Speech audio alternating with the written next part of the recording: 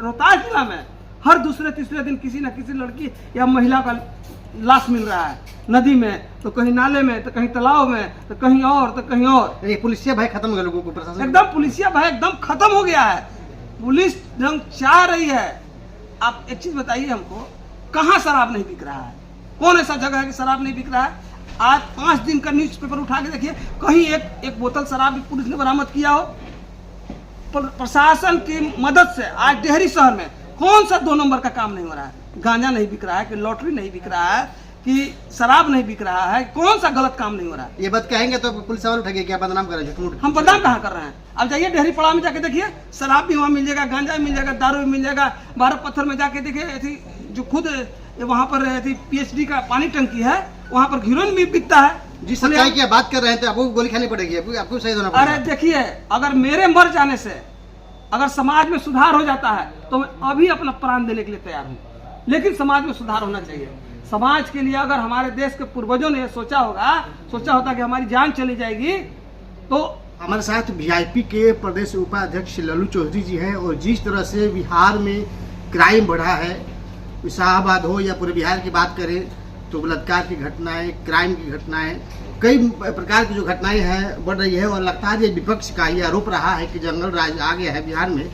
और आज तड़के सुबह जब भी खबर चलती है कि मुकेश साहनी के पिताजी की भी निर्मम तरीके से हत्या हो जाती है, तो कई तरह के सवाल जो है विपक्षी पार्टियां भी खड़ा कर रहे हैं, और आप पार्टी के नेता भी क्या कहेंगे इस तरह के क्राइम बिहार में बढ़ रहा है? देखिए, बिहार में पिछले कुछ महीनों से क्राइम बहुत तेजी से बढ़ा है, और वर्तमान परिवेश में अगर देखा जाए तो बिहार सरकार के जो पदाधिकारी हैं एकदम पूरी तरह से निरंकुश हो गए हैं। कोई कार्य वो लोग नहीं करते हैं। पेट्रोलिंग नाम की तो कोई चीज़ नहीं रह गई है। सिर्फ थाना में अच्छी गाड़ियाँ मिल गई है, चमचमाती गाड़ियाँ मिल गई हैं, और उस गाड़ियों से ये लोग अपने परिवार के सदस्यों को घुमाते हैं, जिसके वजह से जो पेट्रोलिंग होना चाहिए, अपराधियों में डर पैदा होना चाहिए, वो अपराधियों में वर्तमान सरकार से डर खत्म हो गया है। माननीय मुकेश सहनी के पिताजी जीतन सहनी जी की हत्या बीते रात को हो गया। इतना निर्मम ढंग से हत्या हुआ है कि आप उस फोटो को देख नहीं सकते हैं।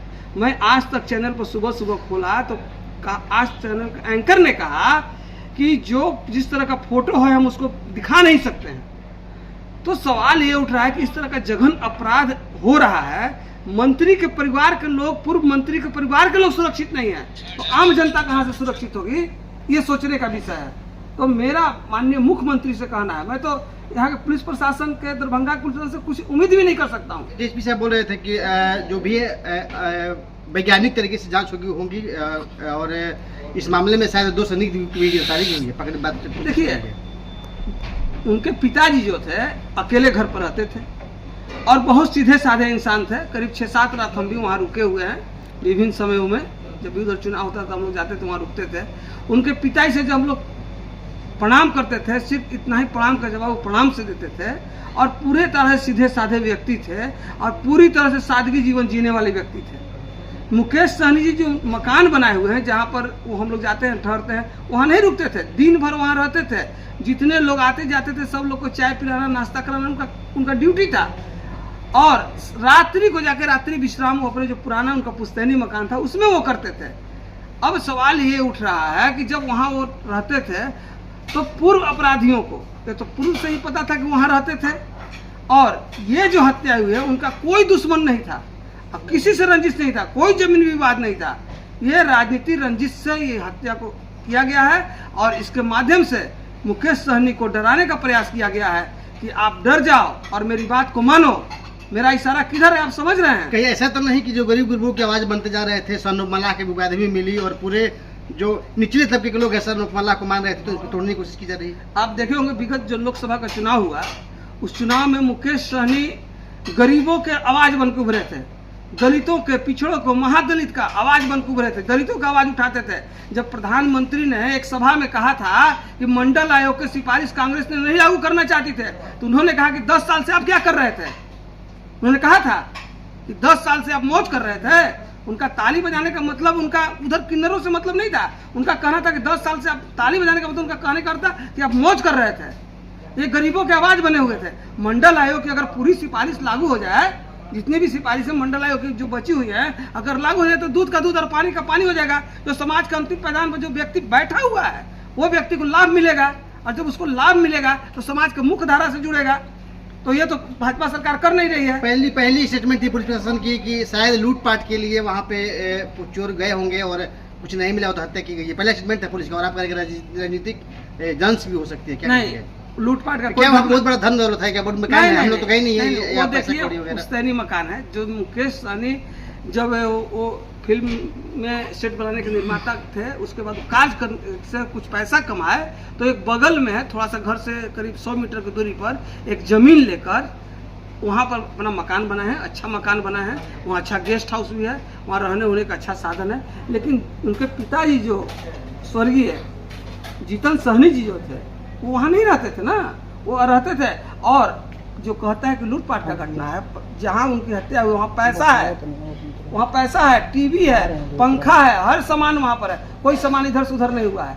ये तो राजनीतिक साजिश के तहत उनकी हत्या मानते हैं कि राजनीतिक साजिश है, पूरी तरह तोड़ने की कोशिश की जा रही है। एकदम मुकेश सहनी को तोड़ने की कोशिश की जा रही है और उनको डराने की कोशिश की जा रही है। लेकिन जब तक हमारे जैसे कार्यकर्ता, हमारे जैसे साथी उनके साथ हैं, पूरा निषाद समाज उनके साथ है, पूरा दलित, महादलित, अति पिछड़ा सभी उनके साथ हैं, तब तक उनको डरने की आवश्यकता नहीं है। अगर मुकेश सहनी एक आवाज देंगे तो हम लोग पूरे बिहार, यूपी और झारखंड को जाम कर देंगे। क्या कहते हैं, अगर न्याय नहीं मिलेगा तो कितनी मजबूती के साथ खड़ा रहेंगे और क्या करेंगे आप लोग? न्याय अगर नहीं मिला तो सबसे पहले संवैधानिक ढंग से पहला कार्य होता है कि हम लोग ज्ञापन देंगे, उसके बाद हम लोग धरना पर बैठेंगे, उसके बाद हम लोग पूरे बिहार, यूपी और झारखंड को जाम कर देंगे।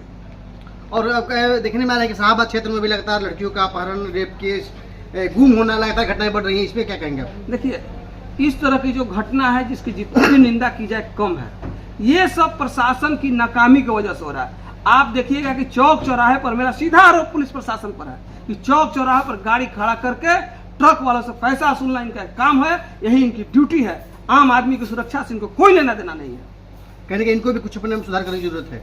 अरे इनको सुधरेंगे ही नहीं ना, ये तो प्रशासन यहाँ का निरंकुश हो गया है। यहाँ का प्रशासन जो है वर्तमान जो मुख्यमंत्री जो हमारे नीतीश कुमार जी हैं, इनसे हाथ से बाहर हो गया है, इनके बस का चीज नहीं रह गया है। इनको तो इस्तीफा लगा देना चाहिए था। आज देश आजाद नहीं होता। चलिए, मांगे क्या है पुलिस प्रशासन से? मांगे क्या है? पुलिस प्रशासन से ही मांग है कि जांच करके और जो मुख्य अपराधी हैं, प्रमुख अपराधी हैं, उनको पकड़ के सलाखों के पीछे भेजे और स्पीडी ट्रायल के तहत सजा दिलवाए। चलिए, बात कर रहे थे नेता और समाज के लल्लू चौधरी से, और साफ साफ कहा कि पुलिस प्रशासन से इन लोगों का भरोसा उठ गया है। और जिस तरह से पूरे बिहार ही नहीं, शाहबाद क्षेत्र में, रोहतास जिले में, डेहरी नगर में के आसपास के क्षेत्रों में जिस तरह से पुलिसिया जो भय है लोगों में कम हुई है, उस पर भी एक विचार करने की जरूरत है। और कहते हैं कि सच्चाई हमेशा कड़वी होती है। तो माननीय महोदय से निवेदन है, प्रशासनिक अधिकारियों से भी, कि इनकी बातों को सुने और समझे, और जिन्होंने इनके पहलुओं को साफ साफ कहा है, शायद ऑन कैमरे किसी कोई नहीं कर सकता है, तो इस पर भी ध्यान दें। और कैसा खबर लगा कमेंट बॉक्स में जरूर जाइए और बताइएगा कि क्या सही में वाकई में रोहतास पुलिस अपना काम कर रही है या कार्रवाई के नाम पर सिर्फ खरापूर्ति कर रही है।